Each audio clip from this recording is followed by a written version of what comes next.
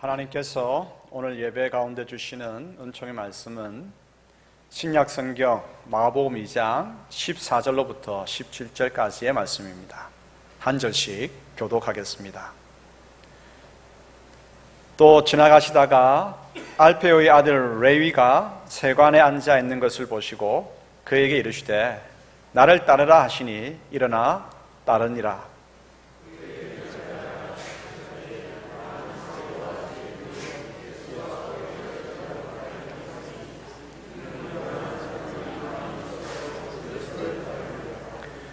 바리새인의 서기관들이 예수께서 죄인 및 세리들과 함께 잡으시는 것을 보고 그의 제자들에게 이르되 어찌하여 세리 및 죄인들과 함께 먹는가?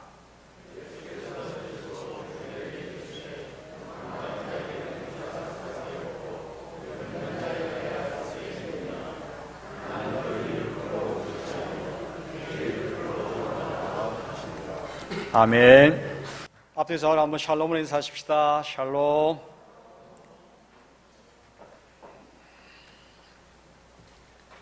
오늘 우리가 함께 읽은 마가복음 2장 14절로부터 17절까지의 말씀은 예수님께서 세리 마태의 집에서 많은 죄인들과 및 세리들과 함께 음식을 잡수시는 그런 이야기입니다. 바리새인들은 이 모습을 보시고 어찌하여 예수께서는 죄인들과 식사하느냐 하며 불평합니다. 이 말을 들으신 예수님께서는 건강한 자에게는 의사가 쓸데없고 병든 자에게 필요한 것처럼 자신은 죄인을 부르러 오셨다고 말씀하십니다. 이 본문은 무엇을 말씀하시는지 분명하게 그 교훈을 드러내고 있습니다. 본문 자체만으로도 아주 훌륭한 교훈을 던져줍니다. 하지만 이 본문은 공간복음의 맥락 속에서 이해하게 될 때, 읽을 때에 더욱 귀중한 교훈을 얻게 됩니다. 전체 맥락. 예수님께서 가져오신 하나님 나라의 맥락에서 오늘 본문을 읽어보면 어떨까요? 그러면 하나님 나라는 세리와 죄인들을 초청하고 있다고 하는 사실을 발견하게 됩니다. 또한 예수님께서 세리 마태의 집에서 많은 죄인들 및 세리들과 함께 식사하시는 것은 단순한 식사가 아님을 우리가 깨닫습니다.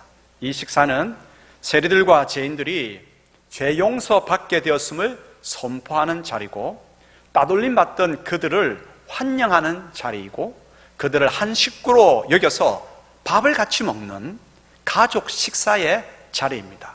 그러므로 이 식사 자리는 하나님 나라의 현장입니다. 정말 그런가? 정말 그런가? 진리라고 하는 것은 불붙는 논리입니다. 앞에서 이야기한다고 예, 아멘 하고 해서는 안 됩니다. 과연 그런가? 그런가 상고해야 됩니다. 불붙는 진리, 성경은 스스로가 무엇이라고 말씀하시는가는 우리는 차근차근히 밟아가야 합니다. 정말 그런가? 오늘 불붙는 진리가 차근차근히 뭐라고 말씀하시는지 하나님의 음성을 쫓아가 보기를 원합니다. 겸손히 마음의 길을 활짝 열고 믿음을 가지고 주님의 음성을 경청하도록 하십시다. 그때 하나님 나라가 보이고 하나님 나라가 들리기 시작할 겁니다. 첫 번째 우리가 생각해야 될 것은 메시아적 희년입니다. 메시아적 희년이라고 하는 것이 무슨 말인가? 우리는 희년에 대해서는 잘 알고 있습니다. 구약 율법 가운데에 희년에 대한 규례가 있죠. 희년은 팔렸던 땅이 그리고 팔렸던 종들이 땅은 원래의 주인대로 종은 원래의 가족대로 아무런 조건 없이 되돌아가는 규례입니다. 몇 년 만에? 50년 만에. 살아가다 보면 사정이 급해서 대대로 내려오던 땅을 팔아야 할 때가 있습니다. 가족도 참으로 안타깝지만 종으로 보내야 하는 그런 환경도 생깁니다. 참 안타깝죠. 그래서 여호와 하나님께서는 50년마다 모든 것이 제자리로 돌아갈 수 있도록 해서 삶을 새롭게 시작할 수 있는 은혜의 법을 제정하셨습니다. 레위기 25장 10절 읽겠습니다. 너희는 50년째 해를 거룩하게 하여 그 땅에 있는 모든 주민을 위하여 자유를 공포하라. 이 해는 너희에게 희년이니 너희는 각각 자기의 소유지로 돌아가며 각각 자기의 가족에게로 돌아갈지며. 팔렸던 땅이, 팔렸던 식구가 돌아오니까 얼마나 기쁘겠어요. 그래서 이 희년은 기쁨의 해입니다. 즐거움의 그러한 날입니다. 희년 제도는 상당히 급진적입니다. 전적인 하나님의 은혜를 담은 율법입니다. 한마디로 모든 환경을 처음의 상태로 되돌려 놓는 것입니다. 컴퓨터 용어로 말하면 컴퓨터가 잘 안 돌아갈 때 공장에서 출하할 때 원상태로 만드는 리셋하는 것과 마찬가지입니다. 그래서 희년은 여호와의 은혜가, 여호와의 호의가 베풀어지는 기쁨의 해입니다. 그런데 안타깝게도 말입니다, 이 희년 제도는 제대로 지켜지지 않았습니다. 왕과 귀족들부터 자신이 돈 주고 산 땅과 종들을 기꺼이 포기해야 하는데 누가 그러겠습니까? 권세 있는 자들이 선뜻 자신의 소유를 내어놓겠습니까? 오히려 많은 땅과 종들을 소유하고 있는 권세자들은 희년을 주장하는 이들을 탄압하지 않았겠습니까?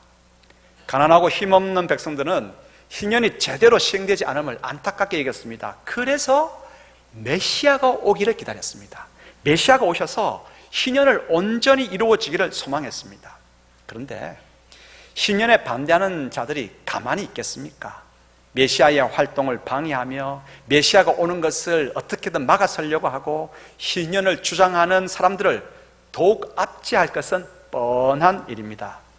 백성들은 메시아가 오셔서 그 전능한 능력으로 막아서고 반대하는 그 세력을 꺾고 심판하고 보복하심으로 희년이 강제적으로라도 온전히 이루어지기를 바랬습니다. 유다 백성들이 가지고 있었던 이러한 사상을 메시아적 희년이라고 부릅니다. 그러므로 메시아적 희년은 자발적으로 이루어지는 희년이 아닙니다. 자발적으로 이루어지지 않기 때문에 메시아가 오셔서 악의 세력을 심판하시고 보복하심으로 기쁨의 날을 만들어 가시기를 바랬던 것이죠. 유대인들은 메시아적 희년을 간절히 기대했습니다. 그런데 유대인들은, 다른 민족보다 유대인들은 말입니다, 모든 인간들이 가지고 있는 보편적인 자기 중심성을 잘 보여줍니다. 이 자기 중심성이라고 하는 것은 간단히 재미있게 말하면 이런 것입니다. 자신은 괜찮은 사람이고 상대는 나쁜 사람이라고 하는 생각입니다. 신앙적으로 말한다고 한다면 자신은 율법을 잘 지키는 의인이고 상대는 율법을 어기는 악인이고 죄인으로 취급하는 것입니다.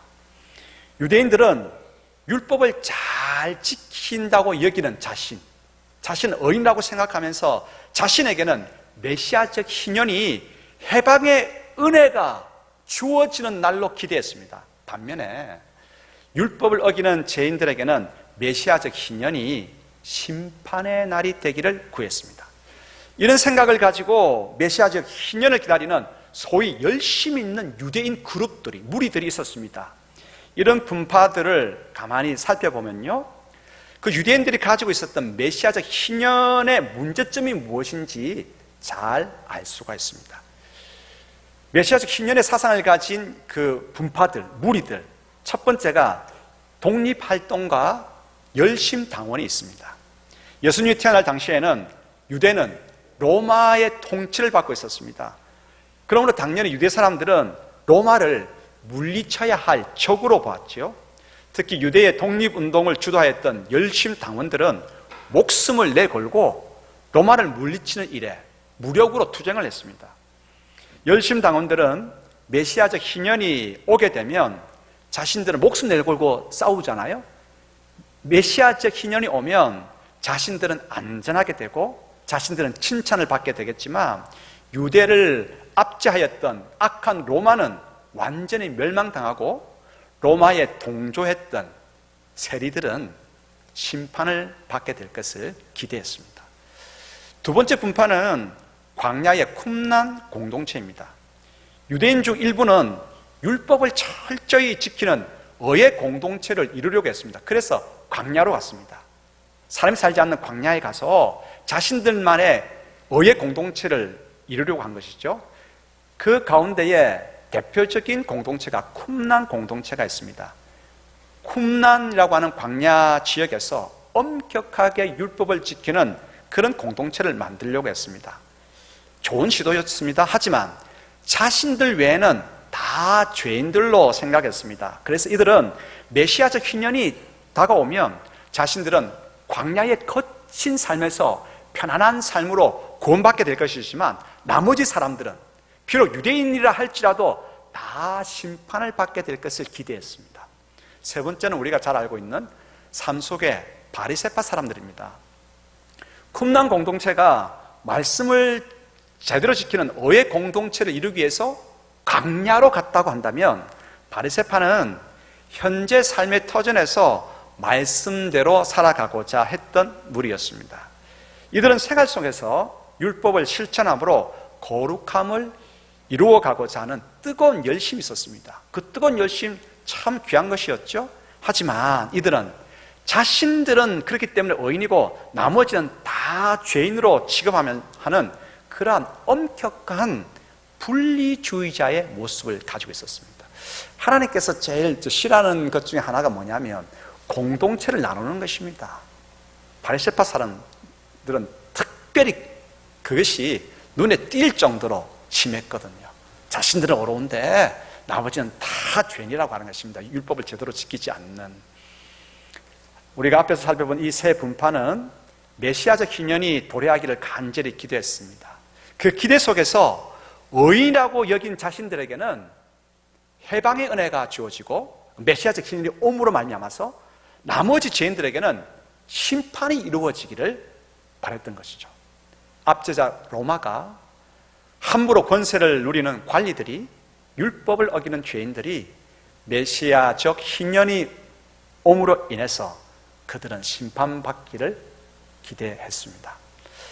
두 번째 교훈입니다. 그런데 예수님께서는 메시아적 희년, 이 희년이 생각하고 있는 그 메시지와는 다른 하나님 나라의 메시지를 우리에게 보여주십니다. 유대인들이 그러한 메시아적 희년을 기다리고 있을 때 예수라고 하는 한 젊은 랍비 선생이, 율법 선생이 등장했습니다. 등장해서 사람들의 마음을 감동시키고 많은 사람들이 젊은 랍비, 예수라고 하는 이 랍비의 교훈을 듣기 위해서 몰려들기 시작했습니다. 그 소문이 쫙 퍼졌습니다. 이때에 앞에 세 분파, 열심당원들, 쿰난 공동체, 그리고 바리새파 사람들은 어떤 생각을 했겠습니까? 이 예수라고 하는 젊은 랍비가 심판을 통해서 은혜가 주어지는 메시아적 희년에 대한 메시지를 더 강하게 이야기해 줄 것을 기대했습니다. 그래서 열심당원들은 더 많은 열심당원들이 생기고 쿰난 공동체는 광야로 나오는 자들이 더 많아지고 바리새파 사람들은 율법에 헌신하는 사람들이 크게 일어날 것을 기대했던 것이죠.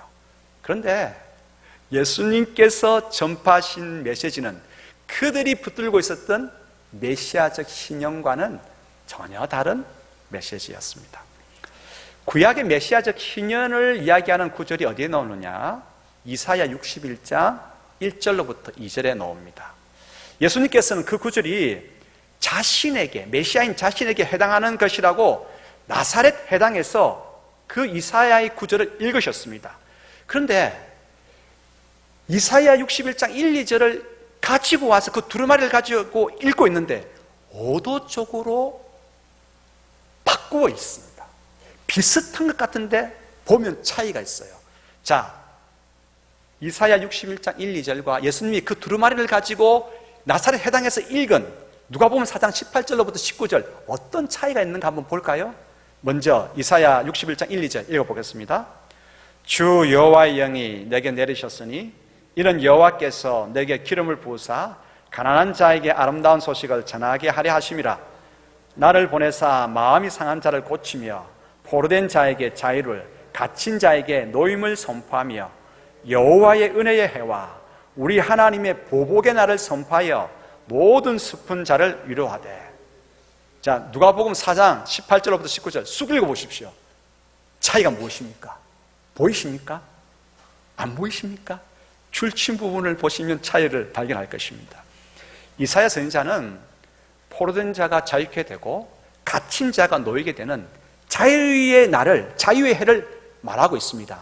이 자유의 은혜를 말하면서 이 자유의 해는 보복을 통해서, 심판을 통해서 이루어짐을 강조했습니다. 그래서 은혜의 해와 우리 하나님의 보복의 날을 선포하였다고 기록하고 있습니다. 그런데 예수님께서는 이사야 두루마리를 가지고 읽고 있는데 의도적으로 보복 심판이라고 하는 말을 계획적으로 제외합니다. 악인에게는 보복이, 죄인에게는 심판이 행해져야 된다고 하는 유대인의 기대를 완전히 뒤엎어 버리신 것이죠. 왜 그러셨을까요? 여러분들 어떻다고 생각하십니까? 예수님께서는 메시아적 희년이라고 하는 단어와 그 개념을 하나님 나라로 바꾸셨습니다. 예수님께서는 메시아적 희년이 가지고 있는 개념을 이어가면서도 하나님 나라라고 하는 용어를 사용하시면서 메시아적 희년과 하나님 나라에는 차이가 있음을 보여주십니다. 지금까지 우리가 하나님 나라에 대해서 배워왔죠. 한번 잠시 더듬어 볼까요? 예수님께서 요단강에서 세례를 받으실 때 성령님께서 그 위에 임하셨습니다. 성령님의 임재로 말미암아서 예수님께서는 메시아로서 공적 생애를 시작하십니다. 이사야 61장에도 주의 성령이 그에게 임하심으로, 메시아가 임하심으로 메시아 사역을 시작하게 된다고 말을 하고 있죠. 세례 받으실 때 성령님께서 예수님 위에 임하셨습니다. 성령님께서는 예수님을 광야로 이끄셨습니다. 광야에서 마귀의 시험을 이기게 하셨습니다. 마귀의 시험을 이기고 난 다음에 예수님께서 하나님 나라에 대한 첫 번째 설교를 하십니다. 기억나시죠? 회개하라, 하나님 나라가 가까웠느니라. 그러면서 성령께서는 그 예수님을 갈릴리 지방으로 데려고 갑니다. 이끄셔가지고 갈릴리 지방에서 여러 가지 기적을 행하십니다. 그 기적이라고 하는 것은 하나님 나라의 실제입니다. 하나님의 통치가 일어나는 하나님 나라의 실제였습니다. 이제 갈릴리 지방에서 메시아로서의 기적 행함을 시작하시기 전에 예수님께서는 나사렛 회당에서 이사야 선지자의 두루마리를 가지시고 읽습니다. 이사야 61장 1, 2절을 읽으면서 주의 영이 임해서 메시아 사역을 감당하는 사람은 바로 자신임을 드러내셨습니다. 그런데 의도적으로 바꾸어 있습니다. 어떻게 바꾸어 있습니까? 눈먼 자가 눈을 뜨고 갇힌 자가 놓이게 되고 포로된 자가 자유케 되는 해방의 역사는 동일하게 가져옵니다. 자유의 해는 동일하게 가져오는데 이사야서에게 있었던 보복의 날, 심판의 날이라고 하는 이것은 빼버립니다. 심판 대신에 하나님께서는 회개를 요청하십니다. 바리새인과 세리의 기도에 대한 비유를 예수님께서 하셨거든요. 누가복음 18장 9절로부터 14절 우리 같이 읽어보겠습니다. 또 자기를 어렵다고 믿고 다른 사람을 멸시하는 자들에게 이 비유로 말씀하시되 두 사람이 기도하러 성전에 올라가니 하나는 바리새인이요 하나는 세리라. 바리새인은 서서 따로 기도하여 이르되 하나님이여 나는 다른 사람들 곧 토색, 불이, 가난하는 자들과 같지 아니하고 이 세리와도 같지 아니함을 감사하나이다. 나는 일회에 2번씩 금식하고 또 소득의 11조를 드리나이다 하고 세리는 멀리 서서 감히 눈을 들어 하늘을 쳐다보지도 못하고 다만 가슴을 치며 이르되 하나님이여 불쌍히 여기소서 나는 죄인이로소이다 하였느니라. 내가 너희에게 이르노니 이에 저 바리새인이 아니고 이 사람이 어렵다 하심을 받고 그의 집으로 내려갔느니라. 무릇 자기를 높이는 자는 낮아지고 자기를 낮추는 자는 높아지리라 하시니라. 이 비유도 하나님 나라의 맥락에서 한번 읽어보십시다. 기도하는 바리새인과 세리 중에 누가 하나님의 어렵다 하심을 잊고 있습니까? 율법을 잘 지킨다고 떠벌리고 있는 바리새인이 아니라 죄인임을 인정하고 긍휼을 베풀어 달라고 하는 세리였습니다. 이 세리가 하나님의 긍휼을 잊게 됩니다. 세리는 자신의 죄 때문에 가슴을 치며 기도합니다. 가슴은 죄의 자리입니다. 사람이 죄를 지을 때 마음으로부터 죄를 짓지 않습니까? 마음이 있는 곳이 가슴이거든요. 그래서 가슴을 치는 행동은 깊은 슬픔과 회개의 행위였습니다. 세리는 자신의 죄를 인정했습니다. 그래서 죄인인 저를이라고 이야기합니다. 그리고 하나님의 긍휼로 용서해 주시기를 가슴을 치며 탄원했습니다. 불쌍히 여겨 주십시오. 이 세리와 비해서 바리새인은 이렇게 이야기합니다. 자신은 빼앗는 자나 불의한 자나 간음을 행하는 자나 그리고 세리와도 같이 아니하다고 떠벌리고 있습니다. 또한 일주일에 2번씩 금식하고 11조를 잘 드린다고 자신을 자랑하고 있습니다. 그런데 예수님께서는 이 비유를 하시면서 이렇게 말씀하십니다. 자기를 어렵다고 믿고 다른 사람을 멸시하는 자들에게 이 비유로 말씀하시되 이렇게 말씀하시면서 바리새인을 책망하시는 것이죠. 여러분 갑자기 누가 생각납니까? 우리가 앞서 다루었던 세 분파, 열심당원, 쿰난 공동체, 바리새파 사람들 생각나지 않습니까? 이들은 메시아적 희년을 기대하면서 자신들은 어려운 자로 여기고 나머지 사람들은 죄인들로 취급했습니다. 그러므로 인해서 예수님께서는 이 세 분파들이 오늘 예수님께서 비유로 말씀하시는 바리새인과 똑같음을 말씀하는 것이죠. 이들은 자신이 어려운 줄 알고 있습니다. 하지만 어려운 사람이 이 땅에 누가 있겠습니까? 이들은 자신들 외에는 다 심판받아야 할 죄인이라고 남을 판단하는 죄를 짓고 있습니다. 판단하는 죄는 자신을 어렵게 여기는 교만의 죄를 낳고 또한 다른 사람을 멸시하는 죄를 낳게 됩니다. 예수님께서도 책망하였듯이 스스로 어렵다고 여기는 사람은 바로 그 행동이 하나님 앞에서는 큰 죄인 것입니다. 스스로 어렵게 보여도 세상에 죄를 범하지 않는 자는 아무도 없습니다. 그래서 성경은 이렇게 말합니다. 로마서 3장 10절 읽겠습니다. 기록된 바 의인은 없나니 하나도 없으며 아멘.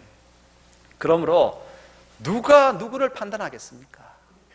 누가 하나님 앞에서 스스로 의인이라고 지켜 세울 수 있겠습니까? 누가 남을 폄하하고 멸시할 수 있겠습니까? 인생 모두가 다 죄인인 것을요.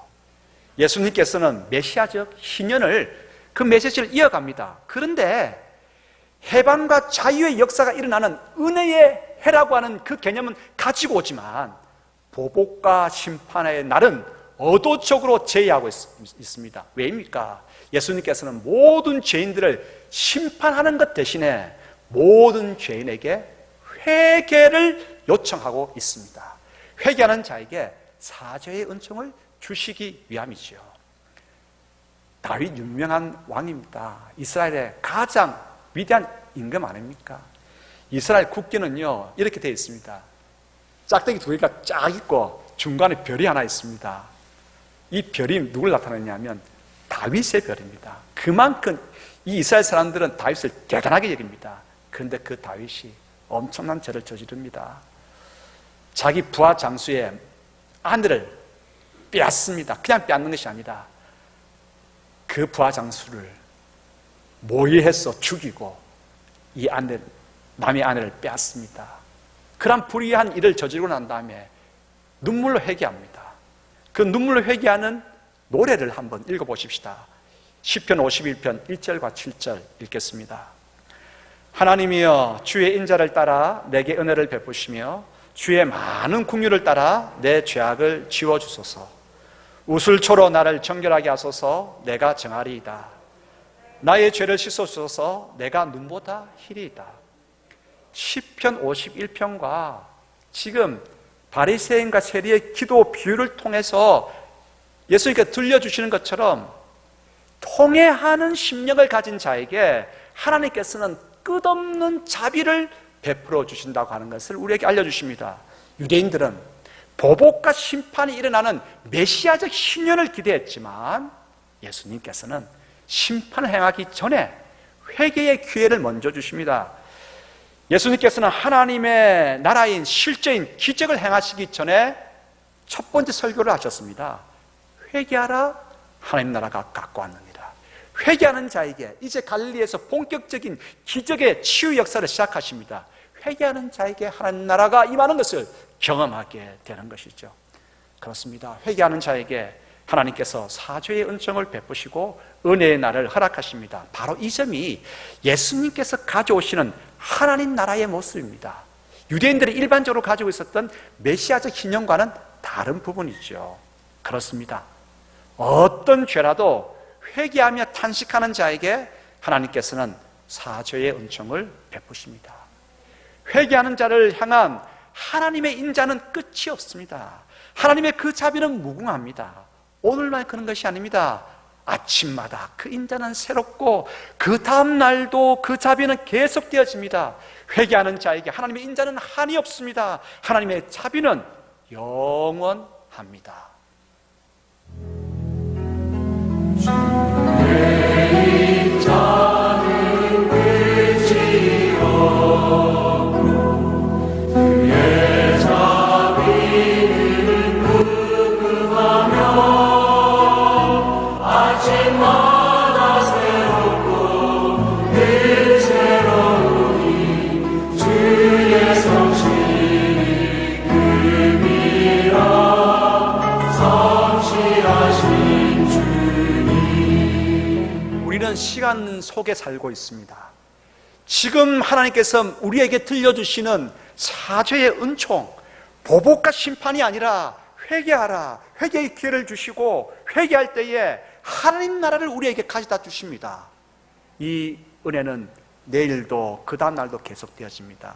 시간 속에 살고 있기 때문에 지금 회개의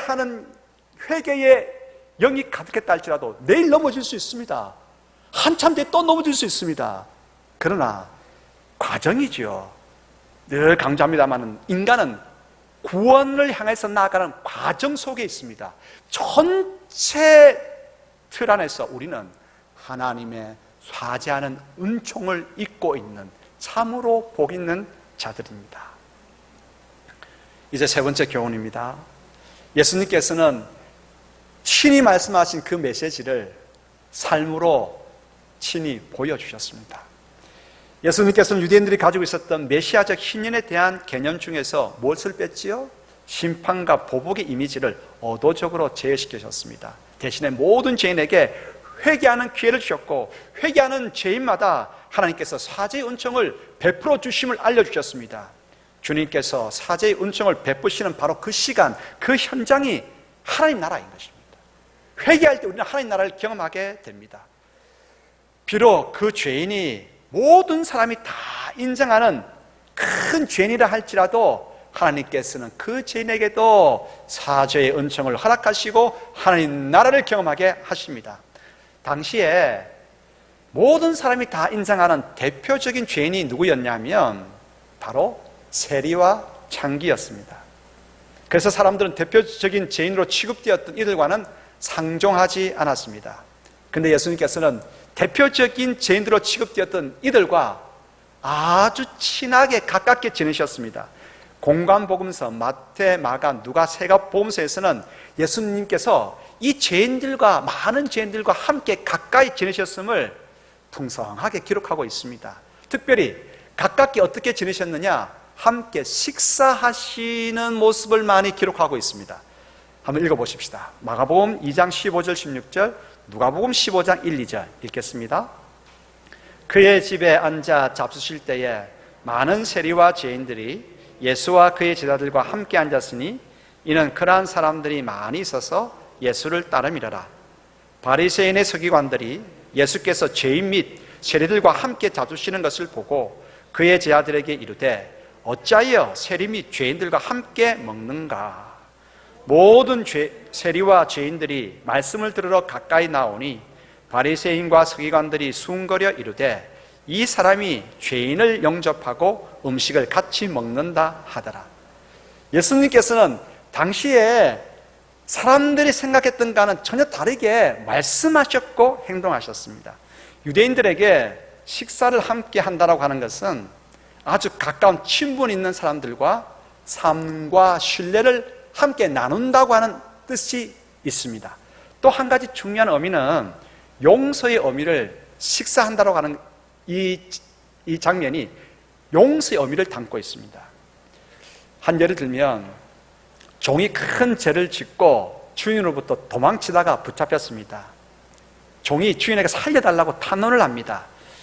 그래서 주인이 간절히 탄원하는 종의 그 탄원을 듣고 용서해 줍니다. 용서해 줄 때는 두 가지 단계를 거칩니다. 내가 너를 용서한다. 용서의 선포가 있습니다. 그 용서의 선포가 진짜 확실하다고 하는 것을 증거하기 위해서 그 종과 주인이 함께 식사를 함으로 인해서 그 용서를 마무리 완성하는 것입니다.